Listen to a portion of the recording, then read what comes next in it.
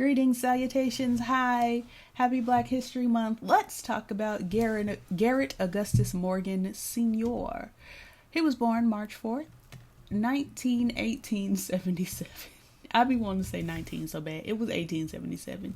And he died July 27th, 1963 at 86 years old. So he had done lived him a good long life, child. He was an African-American inventor, businessman, and community leader. His most notable inventions were a 3-position traffic signal, the red light, yellow light, green light, and a smoke hood, a predecessor to the gas mask. Notably used in 1916 tunnel construction disaster rescue. So he was out here saving lives, child, just saving them. Morgan also discovered and developed, now this is what I want y'all to listen to, because I'll tell it every chance I get. And I'm sorry for the ring light in my glasses, but I had to take my contacts out, girl. It was irritating. But I'll tell it every chance I get. Madam C.J. Walker did not invent the perm. Garrett A. Morgan invented it. Morgan also discovered and developed a chemical hair processing and straightening solution.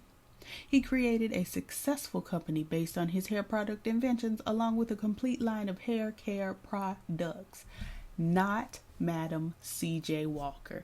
We love C.J.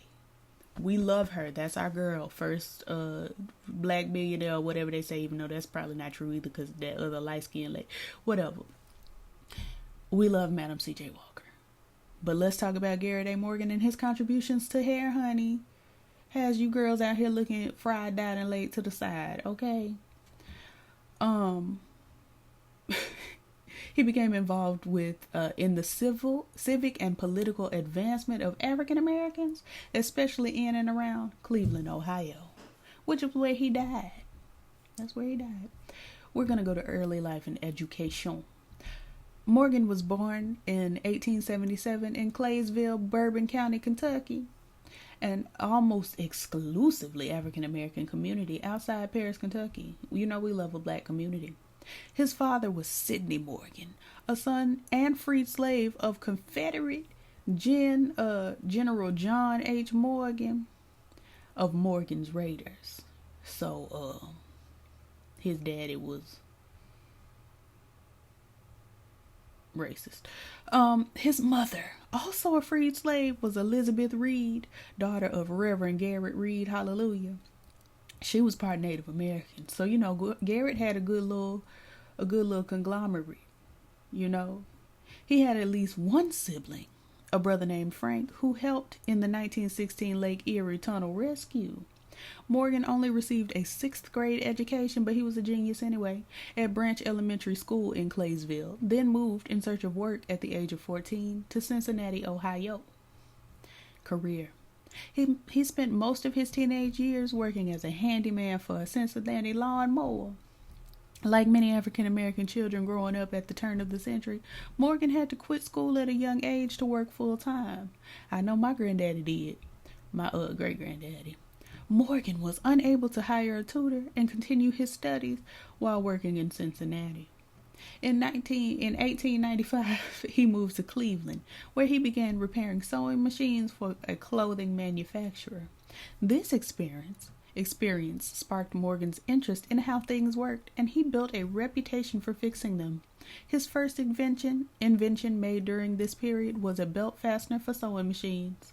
Morgan also invented a zigzag attachment for sewing machines. So he was just out here doing it. In 1907, Morgan opened a sewing machine shop. 1 year later, more conscious of his heritage, he helped start the Cleveland Association of Colored Men in 1908, okay? 1 year later, he and his wife Mary Ann opened up a Morgan's Cut Rate Ladies Clothing store, okay? The shop, which made coats, suits, dresses, and other clothing, ultimately had 32 employees. So he was just out here really doing it, okay? Around 1910, his interest in repairing other people's inventions waned, and he became interested in developing some of his own. He received his first patent in 1912, before any of you girls were born, any of your mamas probably. Like, child, he was out here. In 1913, he incorporated hair care products into his growing list of patents and launched the G.A. Morgan Hair Refining Company, which sold hair care products including his patented hair straightening cream, a hair coloring, and a hair straightening comb, invented by who? Garrett A. Morgan. Don't let the girls lie to you and talk about our good sister C.J. Walker had done invented these things. Okay, our good sister C.J. Walker packaged and sold these things, and I think she made her hair grower. But as far as the straightening comb, as far as the perm, honey, Garrett A. Morgan. He received a patent for his smoke hood, designed in 1914, the year he launched the National Safety Device Company. It is unknown whether the smoke hood brought him any commercial success. No sales figures have been found, but his use of guerrilla marketing, going into different venues and demonstrating his smoke hood by strapping it on and entering a smoke-filled teepee, certainly demonstrated his faith in his own invention. He was like, girl, let me put my life on the line. In 1916, Morgan rescued workers trapped in a water intake tunnel 50 feet beneath Lake Erie. Couldn't be me, child. Using a hood fashioned to protect his eyes from smoke and featuring a series of air tubes that hung near the ground to draw clean air beneath the rising smoke.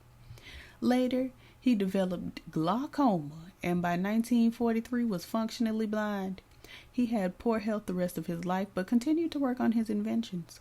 One of his last was a self-extinguishing cigarette, which used a small plastic pellet filled with water placed just before the filter. He died on July 27, 1963, at age 86, and was buried at the Lakeview Cemetery in Cleveland. I don't know why that was included in the career section, because they always have a death section, but whatever. But that self-extinguishing cigarette, I don't know why the girl's not doing that today. Because, anyway. Morgan experimented with a liquid that gave sewing machine needles a high polish that prevented the needle from burning fabric as it sewed. And in 1905, Morgan accidentally discovered that the liquid could also straighten hair. He made the liquid into a cream and launched the G.A. Morgan Hair Refining Company to market it. He also made black hair oil dye and invented a curved tooth comb for hair straightening in 1910. So I want you girls to to know these things. For the smoke hood, Garrett A. Morgan invented a safety hood smoke protection device after seeing the firefighters struggling from smoke they encountered in the line of duty. His device used a moist sponge to filter out smoke and cool the air. It also took advantage of the way smoke and fumes tend to rise to higher positions while leaving a layer of more breathable air below. So he had been studying, child, by using an air intake tube that dangled near the floor. The safety hood used a series of tubes to draw clean air of the lowest level the tubes could extend to. So they was reaching down to the ground, honey, and getting you some clean air. Smoke, being hotter than the air around it, rises. And by drawing air from the ground, the safety hood provided the user with a way to perform emergency respiration. He filed for a patent on the device in 1912 and founded a company called the National Safety Device Company in 1914 to market it. He was able to sell his invention around the country, sometimes using the tactic of having a hired white actor to take the credit rather than revealing himself as to its inventor. Ain't that a shame? For demonstrations of the device, he sometimes adopted the disguise of Big Chief Mason, a purported full-blood Indian. Child. The costuming. We love Garrett, but this is not okay. From the Walpole Island Indian Reserve in Canada. He would demonstrate the device by building a noxious fire fueled by tar, sulfur, formaldehyde, and manure. Inside an enclosed tent. All them things stink. Disguised as Big Chief Mason, he would enter the tent full of black smoke and would remain there for 20 minutes before emerging unharmed. A successful demonstration was also given by the National Safety Device of Cleveland, Ohio. A representative, they be driving just crazy. A representative of the company, Mr. Mason, entered a poisonous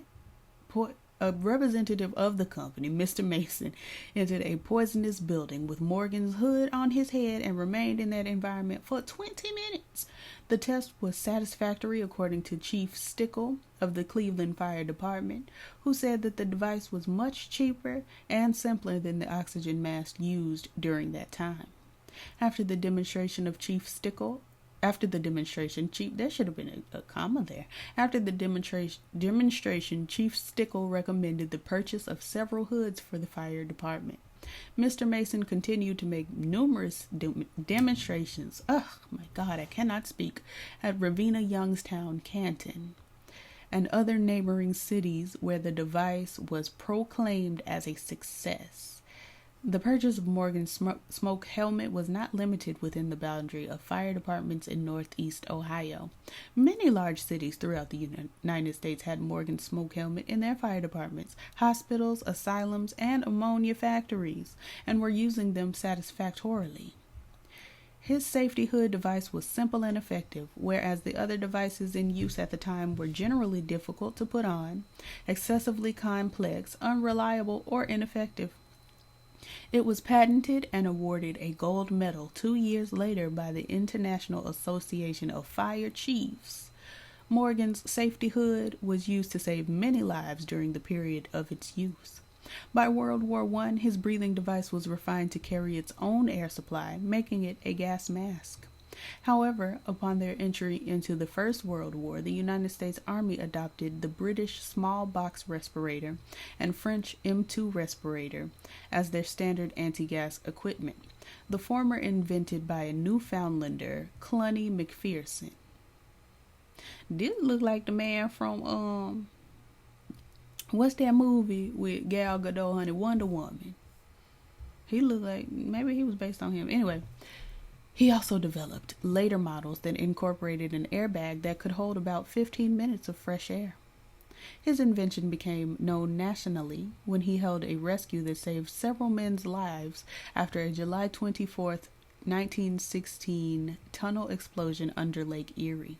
Before Morgan arrived, 2 previous rescue attempts had failed. The attempted rescuers had become victims themselves by entering the tunnel and not returning. Morgan was roused in the middle of the night after one of the members of the rescue team who had seen a demonstration of his device sent a messenger to convince him to come to bring as many hoods as he could. He arrived on the scene still wearing pajamas and brought his brother Frank and 4 of the hoods with him. Most of the rescuers were on the scene were initially skeptical, of this device, so he and his brother went into the tunnel along with 2 other volunteers and succeeded in pulling out 2 men from the previous rescue attempts. He emerged carrying a victim on his back, and his brother followed just behind with another. Others joined in after his team succeeded and rescued several more. His device was also used to retrieve the bodies of the rescuers that did not survive. Morgan personally made 4 trips into the tunnel during the rescue, and his health was affected for years afterwards from the fumes he encountered there.